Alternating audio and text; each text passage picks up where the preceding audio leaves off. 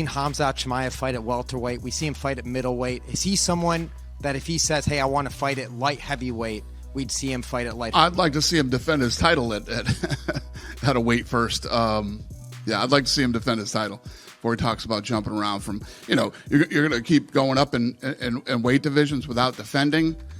Yeah, I'd rather see him defend.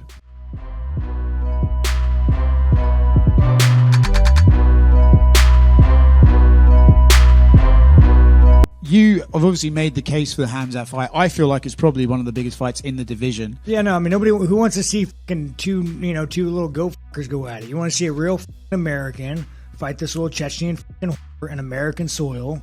This is the fight that needs to happen. Yeah, I hate to spoil it for you. I don't think you're going to get on the White House card. I mean, dude, who knows, dude? I mean, no, dude. Maybe I got to go hang up with Epstein or some shit. I guarantee, dude. Chimaev would go to a fucking island. That motherfucker's going all day long. That dirty little.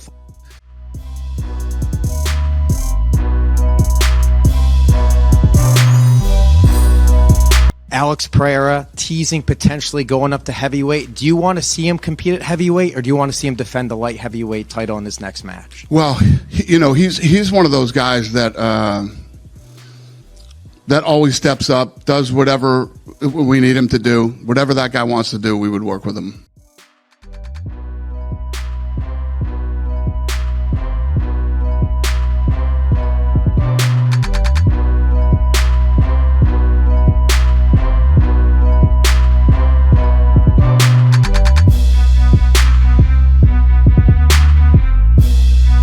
Conor has been tweeting a lot saying that he has been offered a fight and he accepted. Is there any truth to that? And if so, is there any more details? If it was done and he accepted it, I would announce it. Okay, thank you.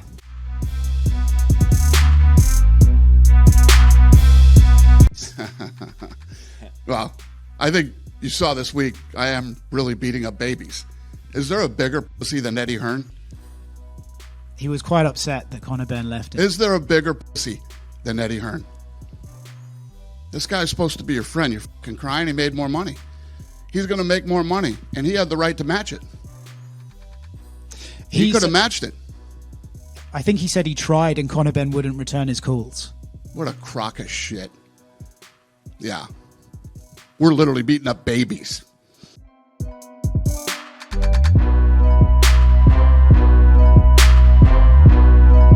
こんにちは UFC ファイターのタイラです。UFC327 にて、ジョシュア・バントのタイトルマッチが決まりました。チャンピオン倒して日本にベルト持って帰ってきます。応援よろしくお願いします。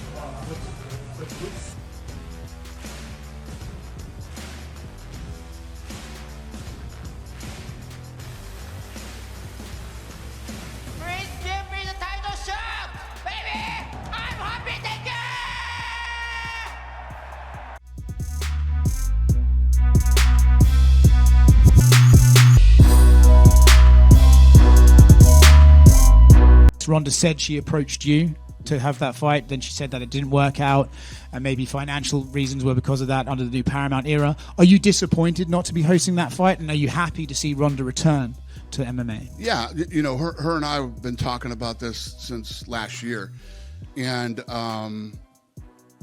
yeah, it just didn't work out, but I'm happy for it. Listen, me and Gina are in a really good place. We weren't at one point, and I'm happy for both of them. Okay.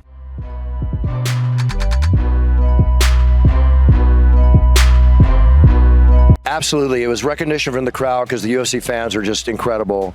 It was recognition, humbly said, from my peers and the powers that be at the UFC and everybody I work with, including all of you. So it just meant so much to me. And yes, there were tears. Absolutely. You know, a man who can't show tears at a vital moment in their life, they're missing something. It's so rare for anybody to do something for 30 years and still have the same passion that they had in the beginning. Where does that come from?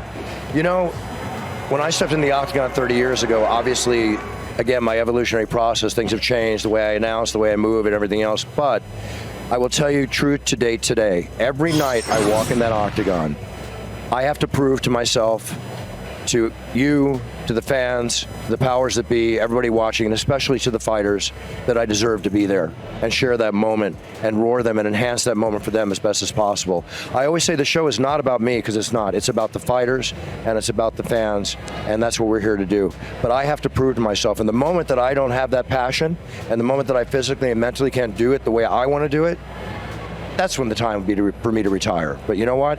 UFC 400, here I come, and then I'll make a decision after that.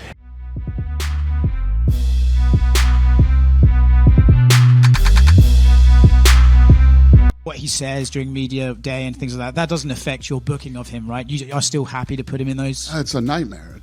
But you guys don't help. Asking them dumb shit, ask dumb shit, you're going to get dumb shit. What'd you think of Bad Bunny? What'd you think of the Super Bowl? Get the f*** out of here. You f***ing kidding me? Yeah. So when you talk about what Strickland says, you guys like to push the buttons.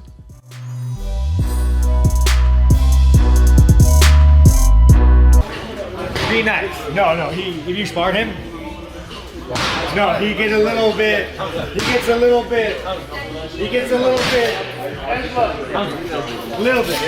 Be nice. Gum is up. Understand? You're better than everybody. So just don't hurt people. The Jackson podcast, and he was asked about this legendary sparring session you guys had. He said he tapped you out. That's why you hate him. Bro, I made him quit training. Witnesses in the audience. Where's Eric at? I made him quit. No, dude. We're doing positional grappling, and he positional grappling. All right, start on my back, and I was like first round. I let him choke me because it's like no one gives a. Let me tell you about this little bitch. I'll tell you. When I walk into a gym, do you think that I go find the little weakest man? I say, let's spar. I say, no, I go find the biggest, baddest motherfucker. And I'm like, hey, I want to spar you.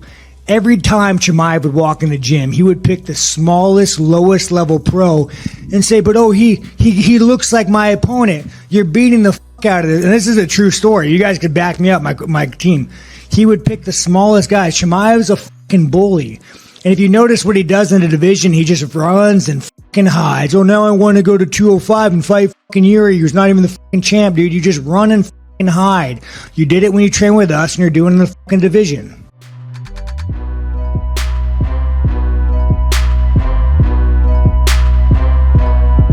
Clear, I did not bait you to say that, correct? Oh, yeah, you baited the but it was good. You made it interesting. I mean, these motherfuckers are so boring in this sport. Like, these guys have no personality.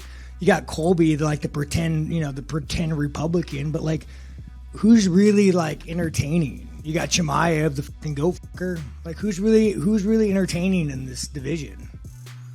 Nobody. So, that's a wrap. Anyways.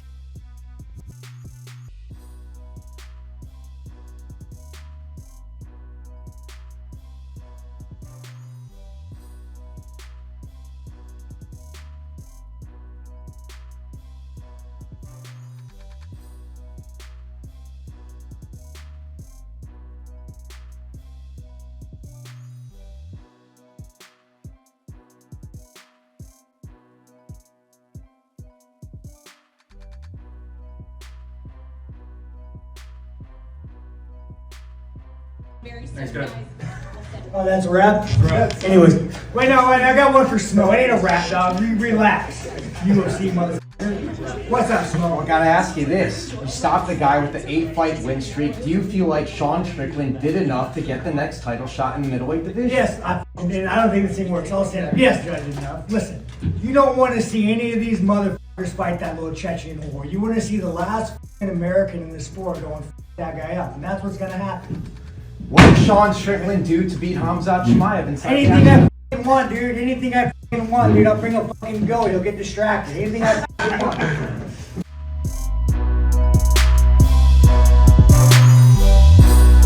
I kind of thought you started going a little wild. And like, no part of you slowing down. But to me, you're getting a little bit more sloppy. But like, no part of this man was slowing down. He was a fucking savage. Well, Tochi, just a second, okay. Officer not winning. Florian just won 8 in a row. You stopped it. You're a former champion. What do you want next, Sean?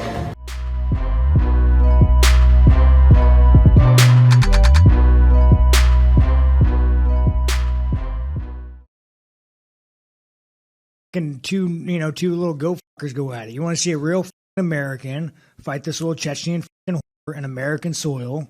This is the fight that needs to happen.